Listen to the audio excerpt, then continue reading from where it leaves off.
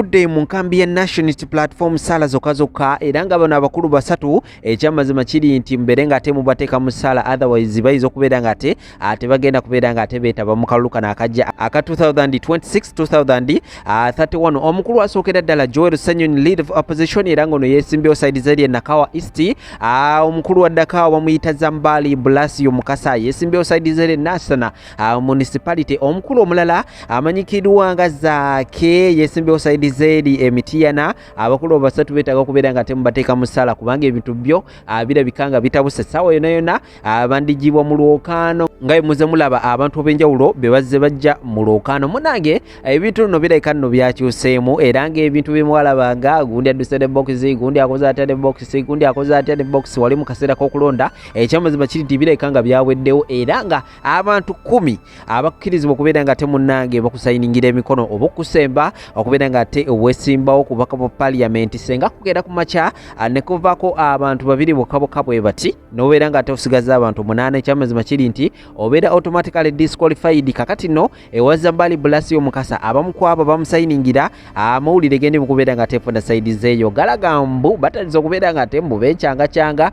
abamu ku bo baagala kubeera nga tebatandika okukyusa olulimi baga nti bo tebakeranga ku makya kubeera nga tebasayiningira Zambali Blasio Mukasa mbwe era signature zaabwe zakozesebwa mu bukyamu era ng'ekintu kyekimu kyekiri mu kubeera nga tekifaanaganako side zeeri omukulu amanyikiddwa nga Joel Sanyonyi n'omukulu oyo gwe nkutegeezezaako Zaake Butebi mbere nga ate abakulu bamubateeka mu ssaala kubangako akalulu kano bayinza okumaliriza nga tebakeetabyemu ssaako n'abakulu abalala ab'enjawulo ago nno ge mawulire agali mu kubeera nga tegatambula mu ndeeyo kabeere nga tendowooza mbaterawo n'obutambi buno mungere okubeera nga mulaba ensonga nga ziri mu kubeera nga tezitambula genda wasawo tuwendowooza gwolowooza ki of course kubiri mu kubeera nga tebitambula mu ggwanga Alliant Uganda akutegeezezza ennongoosereza yazze bino ebyokubeera nga ate gundi mulabye gundi adduse ne box gundi alwanye abamagye bakoze ekyamazima kiri nti byo birabika nga byaweddewo era nga system empya ayeeyo abantu 10 abakeera ku makya bebeera nga tebakusayiningira senga kuvaako abantu 2 gwobeera automatically disqualified. So abakulu abo mbere nga temubateeka mu ssaala otherwise ebintu byo biyinza okumaliriza nga si birungi n'akamu. Eyo nno nga nkugjeyo ngenda kubeera nga tekoterawo n'obutambi omwongere okubeera nga temulaba biki ebigenda mu maaso of course ku nsonga mu ggwanga Alliant Uganda. Likinga video sharingirako abala comment section akabox akajja kubeera open wansi awo tekigenda kubeera nga te osulawo endowooza Sheikh Ashraf Msomaddwa enamba z'essimu zitawo ku stickers munonyeeko ajja kubeera nga takulombereddwa ebikyaganye ebijja kubeera nga te bisumuluka mpolampola.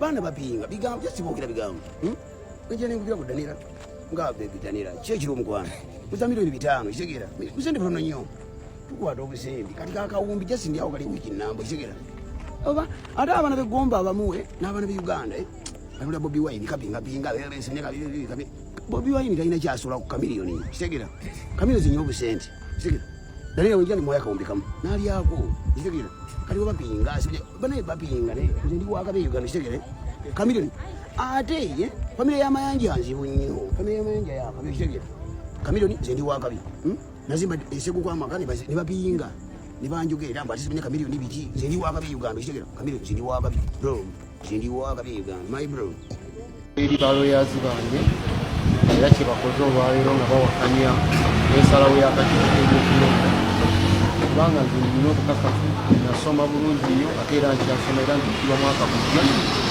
so ebyamateeka ndibakwasizza ekyange kyade kyabbawa bukakafu nakula mu mpapula zange ne balaba nga bayingira mu kintu kibasobola okuwangula tebaali kiyingiddemu singa abadde balaba nga tekisoboka okuwangula.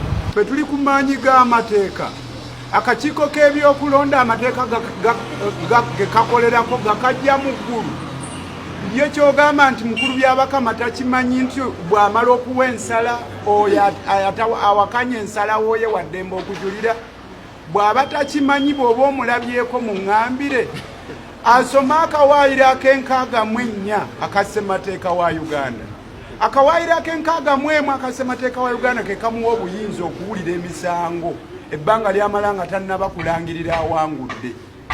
Gwasalidde bw'aba tamatidde waddembe okuyita mu kawaayiro ak'enkaaga-mu-4 akassemateeka wa Uganda okujulira na bwe kiti ateekwa okuba nga gy'ali eyo era naye alinda oyo ataamatira nansalawo oyo asobola okuleeta ensala emenyawo eyiye buli kasolo kaliko akakalya amateeka ge gagamba bw'oba onsingisiza omusango mu mankyolo nina ebbeetu okwekubira enduulu ku kkooti eddako waggulu ne bwekityo ndowooza ekyakirinda nga mbaga akasota akato bw'olabanga nga mutabani waasobola okukakuba n'akatta ate gwe omukulu tovaayo kakati zino ensonga za leero bazikwasiza balooya zino mpapula ze tuleese tusobola ozisitula lwaki oyagala emirimu emirala gyonna giyimirire olw'ensonga eno gye tusobola constituencies nnyingi zisoba mu 5 mu Uganda oyagala ekibiina kiyimirire olwa constituency emu neddasebo fe tubikoze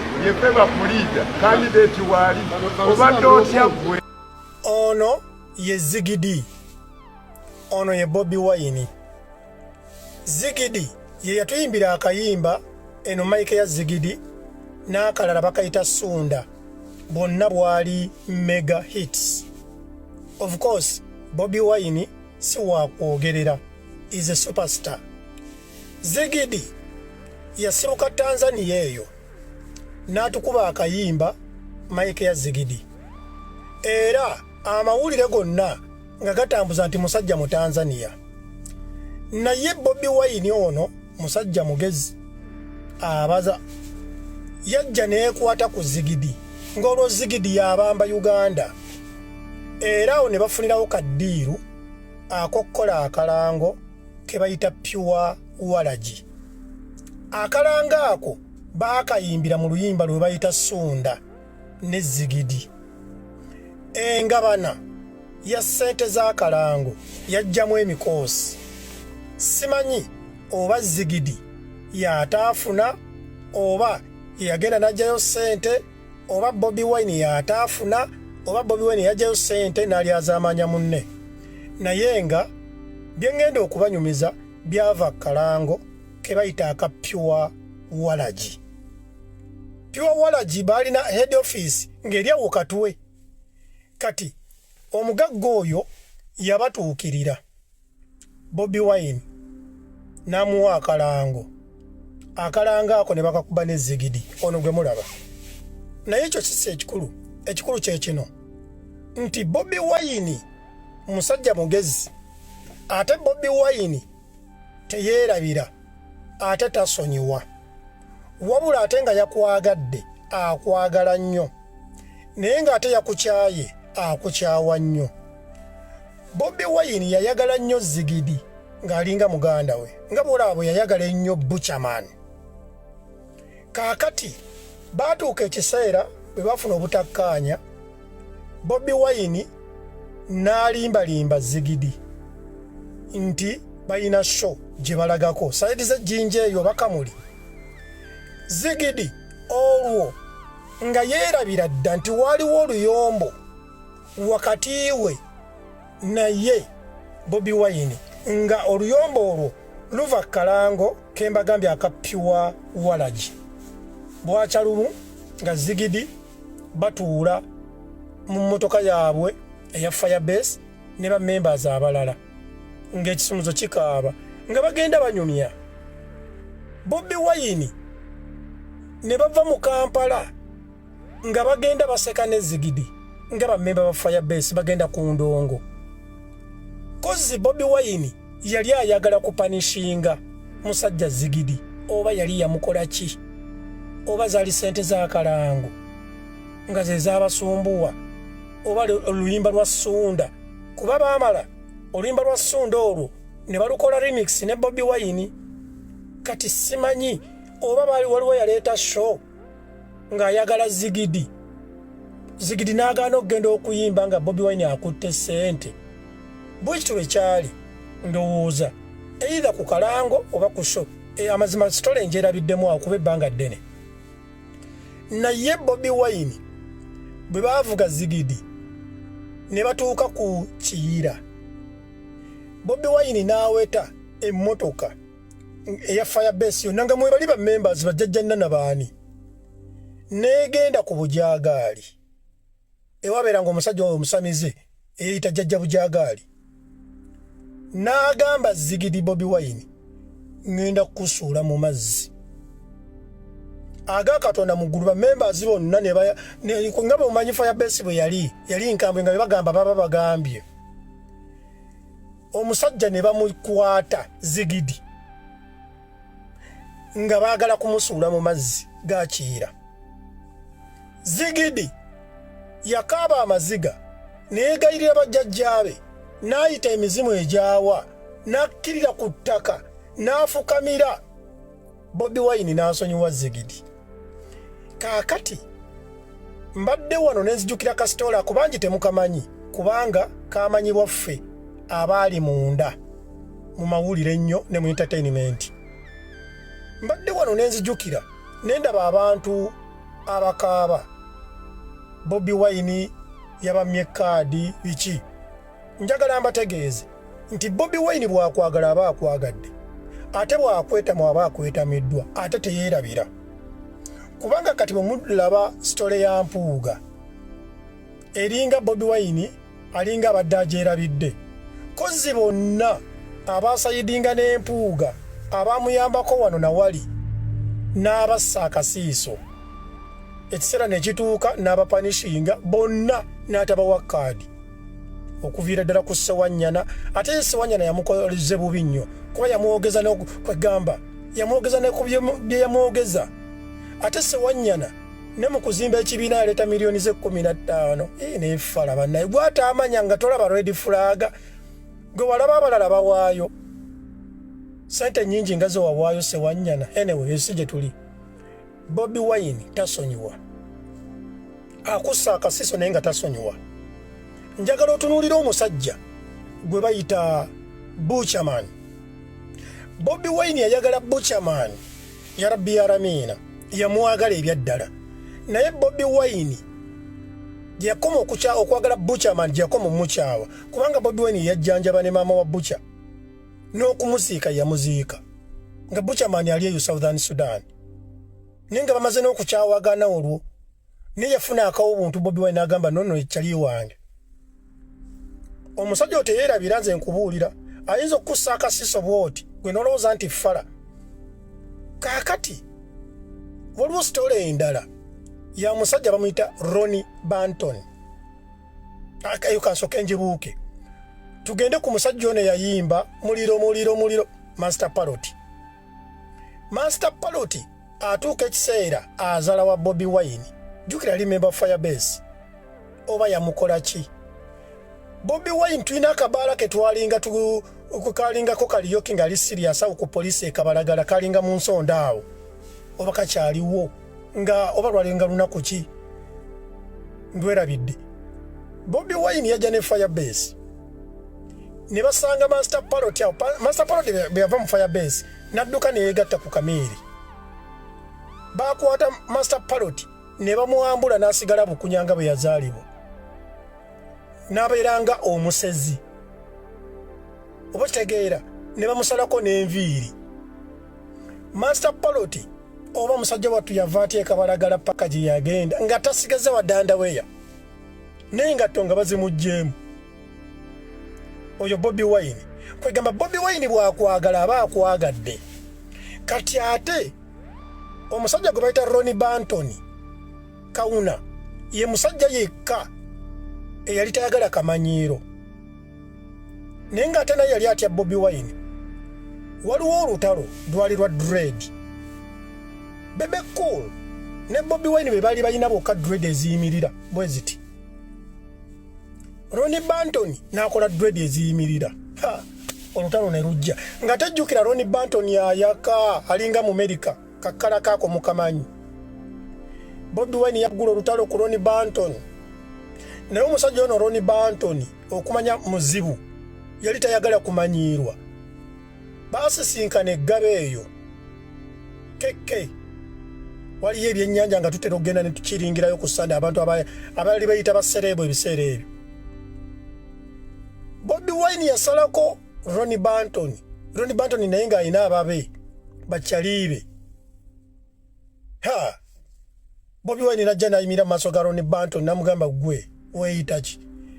Banton yamugamba nti Bobi Wine, this is going to be your end. gezaako nze onkwateko bukwasa olwaleero kati baali bali mu myaka gyegimu ekibulinga kyekimu naye nga Ronnie Banton anyirira oyinza okulowooza mu America kati nga Bobi Wine awala na Ronnie Banton dwakunyirira bo tebalina guraji nti oba balina business ki kunyirira nga buli Ronnie Banton wajja buli mukazi ateekwa kutunuulira Ronnie Banton omuyayi yali anyirira kati olutalo olwo olwa Ronnie Banton Bobi Wine yasala Ronnie Banton eŋŋoomi giwulire Ronnie Banton kye yakola yaddamu buzibu ati emabega n'akwata bulooka n'agikuba Bobi Wine. Bobi Wine teyazzaayo yafulumirawo n'agenda mu mmotoka ye n'asimbula okuva olwo baamukwano era banfanfe kwegamba kyengezako okubalageeza kiri kimu Ronnie Banton Bobi Wine bino byonna byakola mu byobufuzi ffe nga abaludde mu bintu nga tumugobera tumumanyi tasaaga ate ayagala nnyo ayagaliza akatijjo bwakwagala Bobi Wine ayinza n'okujja essaati gy'ayambadde n'agikuwa gwe n'osigala bukunya ye n'asigala nga tayina ali bwereere naye if you misuse that opportunity with him agenda kukukyawa obeere nga kkoni era kati nze nkutegeeza Bobi Wine tayinza kwagala bonna abaasayidinga n'empuuga ne bookera ku makya n'omuwunya mu ttako tayinza kwagala ajja kuseka wanaakuwa smile kyova olaba nga Bobi Wine tayina kyali yenna eyali awagira Bebe Cool musically gwasembeza mu byabufuzi era kyova olaba nga n'omusajja gwe bayita Zigidi yasaba okubeera Lord Kansala oba kansala bamumma kaadi emirundi egi ogwasooka nagu Bobi Wine teyeerabira era teriyo muntu yenna baffe ba Edimiza nti wali owagira Bebe Cool Bobi Wine tayinza kukusembeza era toyinza kumbuulira omuntu yenna Bobi Wine gwe yali asembeza nga yali awagira Bebe Cool taliyo wakiri okusembeza abali bawagira Chameleone naye nti yali muwagizi wa Bebe Cool amusembeze kati mwenna bannayuganda njagala mbategeeze Bobi Wine simanyi ebyobufuzi bye oba bijja kubeera bitya nakati nkyagira nebuuza nze bye bikyaŋŋanya okuwagira Bobi Wine nebuuza omusajja ono bw'akeera ku makya n'afuuka pulezidenti omutima guno gwalina ogw'obutasonyiwa gwalina ogw'obuteerabira alituyisa atya ddala ffe be yali amanyi okuva edda nti twali basajja ba Bebe Cool oba okitegeera nze mbabuulira mwe bannamawulire abali e Uganda genda osinkana omusajja gwe bayita Zigidi bw'anaabeera ng'ayagadde ng'omukutte bulungi ajja kunyumiza sitoole eyo mujja kumbuuza yamuzza mu mmotoka ne bamuzza e Kampala ekyamazima tebaayina sho baavuga okuva e Kampala paka Jinja gwe baliramu omuntu b'ovugira paka Jinja nga missioni mupanishinga muntu era bwe baatuuka eyo n'amala okwetonda abagenda musula mazzi bamusitudde naye kyemmanyi nti baali bamutiisatiisa baamulekayo era Zigidi tetumanyi yava ate Jinja tebayina sho era olwabogira bo ne bavuga paka Kampala Zigidi okuva olutaddanga mukwatagana na Bobi Wine baddamu okukwatagana nga Bobi Wine Zigidi atuteyo kaadi ayagala kusaba Bobi Wine olwo ayingidde ebyobufuzi after something like 15 years muntegedde oba 10 years so mwabazanyira ku Bobi Wine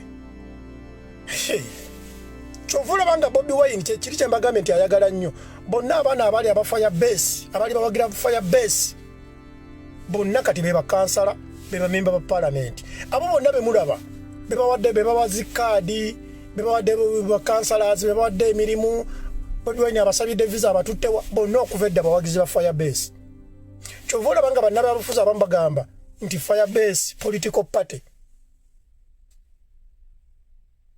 muntegedde bino mwe temujja mbitegeera abato nze mbagambe Bobi Wine yasinga akiri mu bantu bonna abali babadde abayimbi ba Uganda